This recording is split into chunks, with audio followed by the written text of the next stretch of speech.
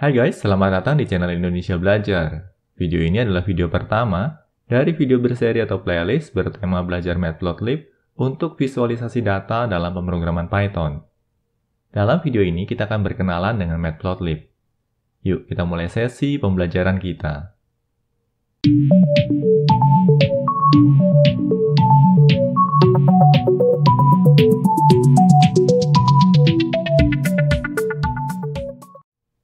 Oh ya guys, kadang mengingatkan bagi kalian yang belum subscribe di channel Indonesia Belajar ini, pastikan kalian tuh subscribe dan aktifkan juga tombol loncengnya. Karena di tiap minggunya kami selalu mengupload video-video tutorial terbaru terkait dunia IT. Jadi pastikan kalian untuk stay tune terus di channel Indonesia Belajar ini. Nah, seperti kalian lihat pada layar, ini merupakan halaman dari Jupyter Notebook yang kami miliki. Di sini kami akan switching dulu ke mode presentation. Pengenalan Matplotlib.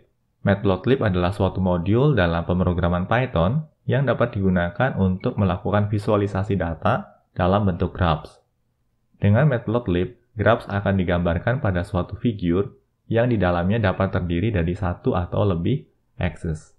Nah, ini merupakan salah satu poin penting dari sesi pembelajaran kita kali ini, yaitu untuk memahami figur dan axis. Ini merupakan kedua objek penting dalam Matplotlib. Di sini yang perlu kalian perhatikan adalah, di dalam suatu figur itu bisa terdiri dari satu atau lebih axis. Kami ulangi sekali lagi ya. Di dalam satu objek figur itu bisa terdiri dari satu atau lebih objek axis. Dan keduanya merupakan objek dasar yang kita butuhkan untuk melakukan visualisasi data sewaktu kita menggunakan Matplotlib. Berikutnya kita akan melangkah ke slide selanjutnya. Langkah pertama yang perlu kita lakukan untuk menggunakan Matplotlib adalah melakukan import modules. Nah, di sini kami sudah menyiapkan script yang sengaja kami bagi ke dalam dua sel. Pada sel yang pertama, di sini ada Matplotlib inline yang diawali dengan tanda %. Nah, ini yang dikenal dengan istilah magic comment dalam Jupyter Notebook ataupun Jupyter Lab.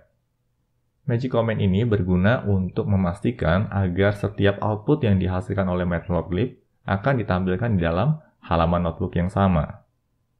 Magic comment ini merupakan magic comment yang harus dieksekusi ketika kita terutama sekali menggunakan Jupyter Notebook yang versinya agak sedikit lama. Tetapi untuk Jupyter Notebook dengan versi yang lebih baru, magic comment ini sebenarnya sudah tidak diperlukan lagi. Karena pada Jupyter Notebook dengan versi yang lebih baru, secara default setiap kali kita melakukan plotting dengan menggunakan Matplotlib, maka hasil plottingnya akan secara otomatis ditampilkan pada notebook. Nah, di sini in case kalau kita menggunakan notebook yang memang versinya agak sedikit lama. Di sini kita akan coba eksekusi dulu ya, Matplotlib inline. Lalu pada sel yang kedua ya, di sini kita akan melakukan import module. Nah, untuk sesi pembelajaran kita kali ini kita akan mengimport dua buah modul. Modul yang pertama adalah matplotlib.pyplot ya, ini merupakan modul utama untuk melakukan plotting data. Di sini bisa kita lihat matplotlib.pyplot-nya kita import sebagai PLT. Lalu selanjutnya kita juga melakukan import terhadap modul NumPy yang kita import sebagai NP. Kita coba eksekusi dulu ya guys skripnya di sini. Nah, setelah modulnya kita import ya, kita akan coba lanjutkan ke slide berikutnya. Nah, di sini kita akan membuat suatu plotting sederhana. Membuat sebuah figur yang memiliki sebuah axis, melakukan plotting data pada axis. Nah, ini merupakan tahapan yang akan kita lakukan. Di sini pertama-tama kita akan siapkan dulu data sampelnya. Data sampelnya nanti terdiri dari X dan Y ya. X ini merupakan sekumpulan nilai 1, 2, 3, 4. Sedangkan Y merupakan sekumpulan nilai 1, 4, 2, dan 3. Nah, nilai X dan Y ini akan kita plotting atau kita visualisasikan. Tahapan yang akan kita lakukan adalah kita akan membuat figur dan axis terlebih dahulu. Figur dan axis ini bisa kita create atau kita hasilkan dengan menggunakan metode atau function seperti ini, plt.subplots. Nah, by default, ketika kita memanggil metode subplots, maka akan dibuatkan sebuah objek figure dan sebuah objek axis. Oleh karenanya, di sini kita perlu siapkan dua buah variabel untuk menampung figure dan axis-nya. Di sini, fig akan digunakan untuk menampung objek figure dan ax akan digunakan untuk menampung objek axis. Langkah berikutnya, kita akan melakukan visualisasi data X dan Y ini. Nah, untuk melakukan plotting atau visualisasi data, kita akan memanggil metode plot yang terdapat di dalam objek akses. Nah, makanya di sini kita panggil ax.plot, lalu kita sertakan nilai ataupun data yang mau kita plot. Dalam hal ini adalah x dan y. Kita coba eksekusi ya guys skripnya. Kita coba execute dengan menekan tombol Ctrl Enter. Dan ini dia hasilnya. Ya, ini adalah hasil visualisasinya. Di sini bisa kita lihat, ini merupakan sumbu X dan ini merupakan sumbu Y-nya. Nah, untuk data point yang pertama, sumbu X-nya 1, sumbu Y-nya 1, ya, berarti di sini. Lalu untuk data point yang kedua, sumbu X-nya 2, sumbu Y-nya bernilai 4. Ya, di sini 2, ini 4. Lalu untuk data point ketiga, ya, sumbu X-nya 3, lalu sumbu Y-nya adalah 2. Ini dia. Dan untuk data point keempat atau data point terakhir, nilai X-nya adalah 4, dan nilai Y-nya 3. Ya, 4, 3. Seperti itu. Nah, bagaimana guys terkait plotting sederhana pertama kita? Harapannya bisa dipahami ya. Berikutnya kita akan melangkah ke tahapan selanjutnya. Ya. Di sini ada alternatif lain nih guys untuk melakukan plotting data. Alternatif lainnya adalah kita bisa langsung memanfaatkan metode .plot pada pyplot untuk melakukan plotting sederhana. Nah, semisal di sini kita akan mempersiapkan sampel data yang sama, yaitu X dan Y, di mana nilai X-nya adalah 1, 2, 3, dan 4, lalu nilai Y-nya adalah 1, 4, 2, dan 3. Tetapi kali ini kita tidak secara eksplisit membuat objek figur dan akses. Di sini kita akan langsung memanfaatkan metode plot dari pyplot. Bisa kita lihat di sini ya, kita panggil plt.plot, lalu kita tinggal sertakan saja data yang mau kita plotting. Dalam hal ini adalah X dan Y. Kita coba ya guys, eksekusi skripnya. Kita scroll down. Dan ini dia hasilnya. Nah, bisa kita lihat di sini ya guys. Di sini kedua skrip ini atau kedua cara ini akan menghasilkan visualisasi data yang sama persis. Penjelasan lebih detail terkait kedua mekanisme untuk melakukan plotting ini akan kita bahas pada slide-slide berikutnya. Sekarang kita coba melangkah dulu ya guys ke topik berikutnya. Komponen dari sebuah matplotlib figure. Nah, di sini kita dihadapkan pada gambar ya yang terkait dengan anatomy of a figure. Nah, gambar ini merupakan gambar yang sangat penting sekali. Seiring dengan perjalanan kita sewaktu mempelajari matplotlib, pastikan kita selalu untuk merefer ke gambar ini. Ini merupakan gambar anatomy of a figure. Gambar ini bukanlah gambar yang bisa kita langsung pahami sekaligus, tetapi akan kita pahami secara bertahap. Untuk sesi pembelajaran kita kali ini, kita cukup pahami apa itu figure, apa itu akses, dan apa itu aksis.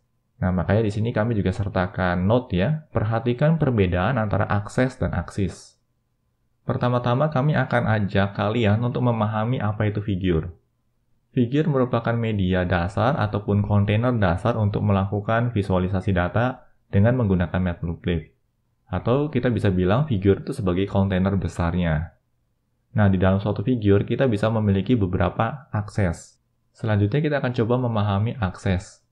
Nah, apa itu akses? Akses itu adalah area gambarnya. Ya, ini merupakan akses nih. Dan akses itu akan selalu berada di dalam suatu figure. Sebuah figure bisa memiliki lebih dari satu akses. Kami ulangi sekali lagi ya. Figure merupakan kontainer besarnya, sedangkan akses merupakan area gambarnya atau area untuk melakukan plotting. Akses berada di dalam figure. Hal berikutnya yang perlu kita pahami adalah aksis. Aksis ini mengindikasikan sumbu, ya. Jadi ada sumbu X, ada sumbu Y.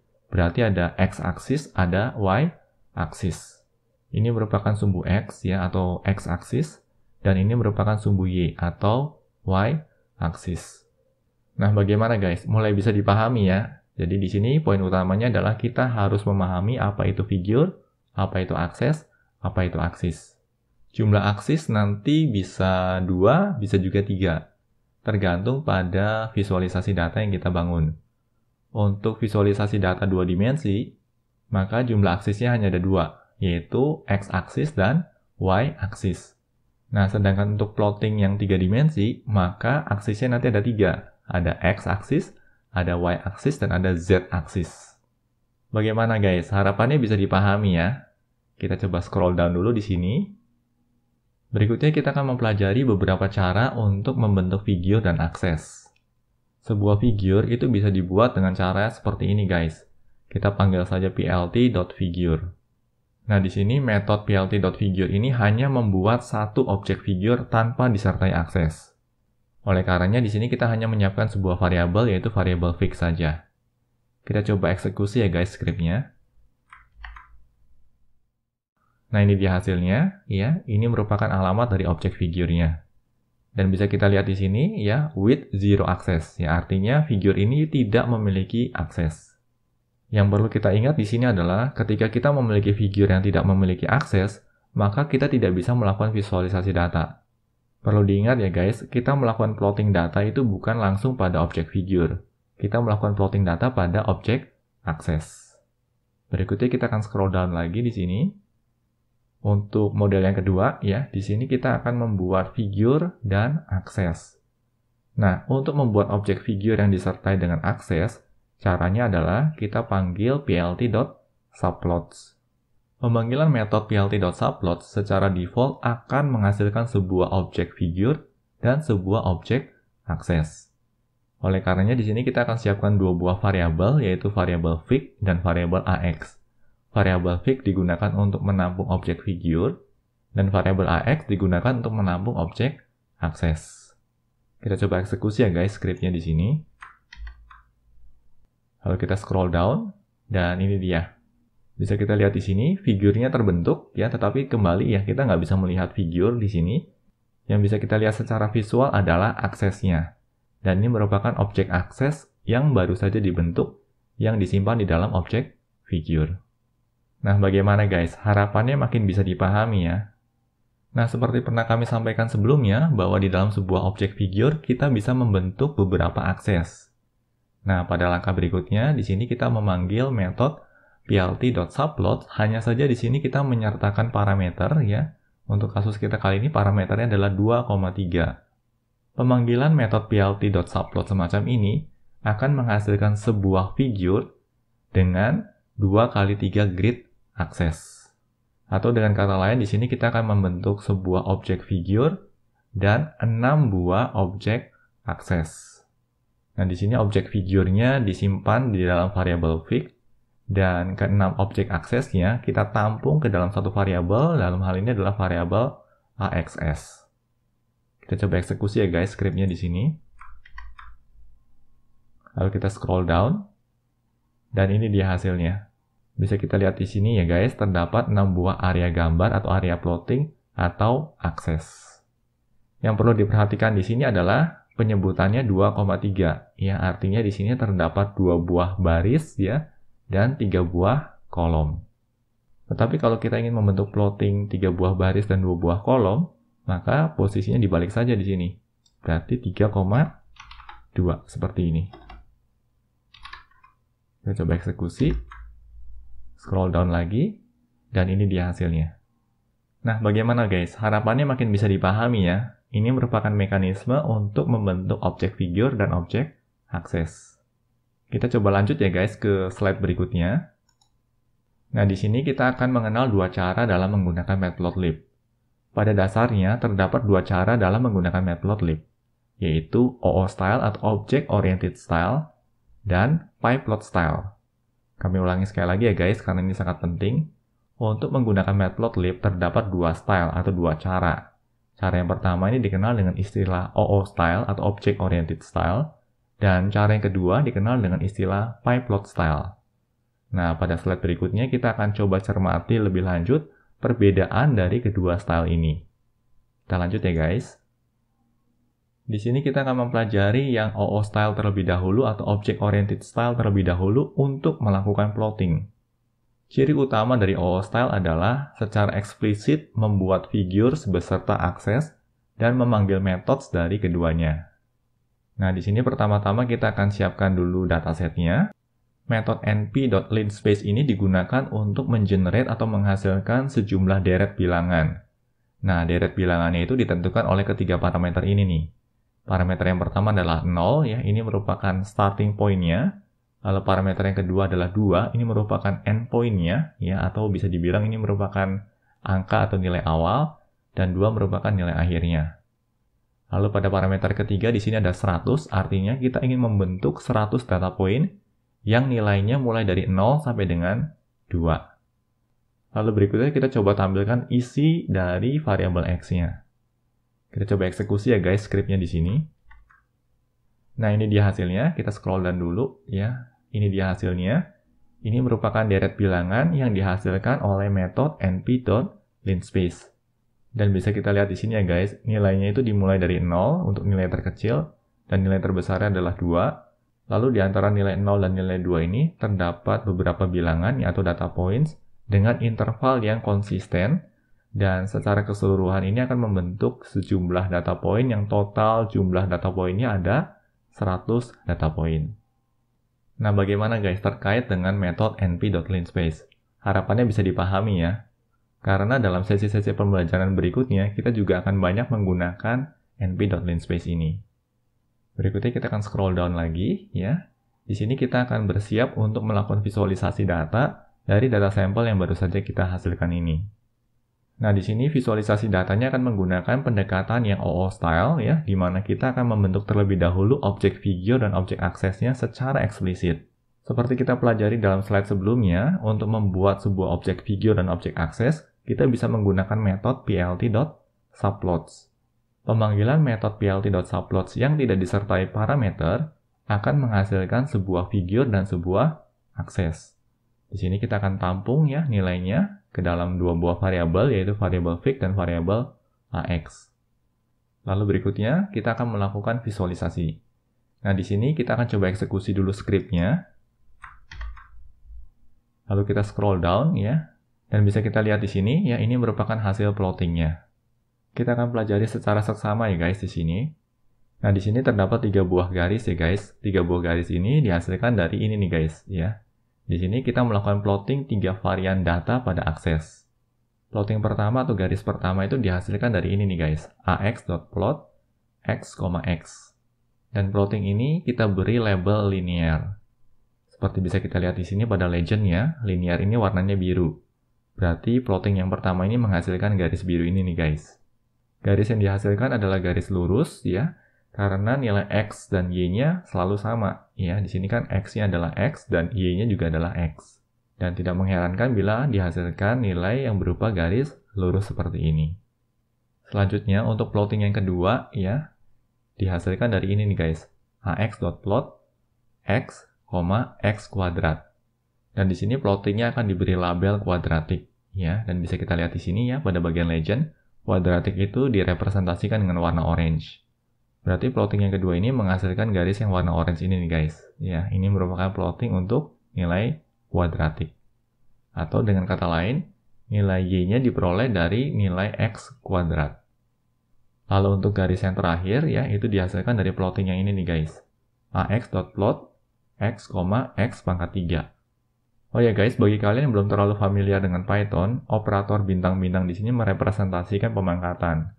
Jadi suatu kita panggil x bintang-bintang 2, ini berarti x dipangkatkan 2. Dan suatu kita memanggil x bintang-bintang 3, ini artinya adalah x dipangkatkan 3. Lalu berikutnya untuk plotting ketiga ini, kita beri label cubic. Ya, dan bisa kita lihat di sini, cubic ini direpresentasikan dengan warna hijau.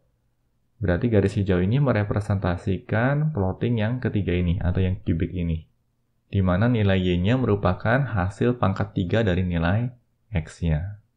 Bisa kita lihat di sini ya guys, dari data yang paling akhir, ini kan nilai x-nya adalah 2, berarti 2 dipangkatkan 3 adalah 8. Dan bisa kita lihat di sini, nilai y-nya adalah 8. Nah, bagaimana guys terkait dengan plot terlebih dahulu? Harapannya bisa dipahami ya. Di sini yang perlu diperhatikan adalah proses plotting ini dikenakan pada objek aksesnya. Dan dalam satu buah objek akses yang sama atau dalam satu area gambar yang sama, kita bisa menghasilkan lebih dari satu plotting. Untuk kasus kita kali ini ya, kita menghasilkan 3 buah plotting. Lalu berikutnya, objek akses juga memiliki beberapa metode yang lain. Metode pertama yang akan kita pelajari adalah set x label. Ya, di sini diberi nilai string x label. Nah, metode set x label ini digunakan untuk menyertakan x label pada akses. Dan bisa kita lihat di sini ya, x labelnya diberi nilai x label ya. Nah, semisal di sini kalau kita mau ganti ya, kita ganti saja dengan nilai sumbu x semisal. Lalu kita eksekusi ulang di sini. Kita scroll down. Nah ini dia, ya bisa dilihat ya guys di sini nilainya berubah menjadi sumbu X. Sedangkan untuk melakukan perubahan pada sumbu Y, ya atau label pada sumbu Y, di sini menggunakan metode set_ylabel atau ylabel. Lalu berikutnya, hal lain yang bisa kita sertakan adalah judul pada aksesnya. Nah, caranya kita cukup panggil metode setTitle. Ya, di sini digunakan untuk menyertakan title atau judul pada akses. Nah, dalam hal ini judulnya adalah simple plot. Lalu pada bagian terakhir, kita juga bisa menyertakan legend pada akses kita. Caranya cukup sederhana, kita cukup panggil saja aksesnya lalu .legend seperti ini. Nah, bagaimana guys terkait dengan visualisasi data dengan menggunakan pendekatan yang OO style? Harapannya bisa dipahami ya. Berikutnya kita akan mempelajari cara melakukan visualisasi data dengan Matplotlib dengan menggunakan pendekatan yang PyPlot style. Kita coba next di sini. Nah, di sini kita akan mengenal PyPlot style untuk melakukan plotting, di mana kita akan mengandalkan PyPlot untuk membuat dan mengelola figures dan akses, serta menggunakan fungsi pada PyPlot untuk melakukan plotting. Atau dengan kata lain, pada pendekatan kedua ini, kita tidak perlu lagi membentuk objek figures dan akses secara eksplisit. Nah, di sini sama, ya pertama-tama kita akan bentuk dulu datasetnya. Di sini kita akan menggunakan dataset yang sama, ya, yang kita generate menggunakan np.linspace. Kita eksekusi dulu scriptnya di sini. Lalu kita scroll down. Nah, pada tahapan berikutnya, bisa kita lihat di sini ya guys, kita tidak lagi membentuk objek figure dan objek akses. Melainkan kita bisa langsung melakukan plotting dengan memanfaatkan plt.plot. Kita coba eksekusi dulu ya guys scriptnya di sini. Lalu kita scroll down. Dan bisa kita lihat ini adalah hasil plottingnya. Dan hasil plottingnya sama persis dengan hasil plotting yang sudah kita hasilkan sebelumnya.